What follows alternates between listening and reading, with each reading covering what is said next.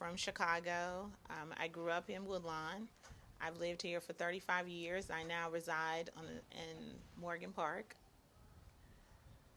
How do I feel about the violence? I think if we start, everybody wants to blame other people, such as the families. They want to blame the communities. The communities want to blame the mayor. I think at this point we all need to sit down and look at it as a whole. I think we need to first check our school system. I think we have a lot of people in administrative positions who are not helping our children. I think we as African American community need to go back to the way it was in the 60s when we were families in our communities, when your next door neighbor could tell you go sit down and you wasn't talking about, so you ain't my mama, you ain't my daddy. If you don't feel embraced at home and you don't feel embraced at school, and then you go to your church and then your church pastor's like, I got you, whatever you need, I got you. And then when you really in that that crunch and there's nobody there for you, where do you think that kid is going to turn to? The streets.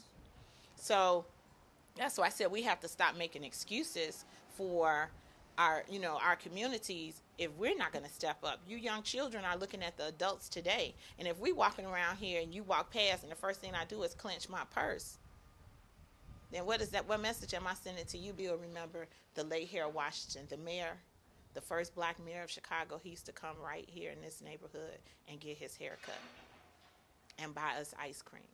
Those are the things that I remember. When I was young, it was more family organized. Everybody in the block was your parent. Any mother, any block could chastise you, and my mother wouldn't say a word, but say, go upstairs. Nobody was wrong, because she found out what happened. Now you can't say anything to the children, because the parent don't believe you, and they feel, this is paying no attention. That's why we're having so many problems. Our youth are really not bad kids. They just need training. I think they're positive, because that's the future. Well, I mean, they're the ones that's going to take over Woodlawn in a few years. And if they want to keep Woodlawn like it is, they're going to have to step up to the goal and start doing better as far as their violence. And I think they will once they grow up. It's all in growing up. If they get some more, guidance.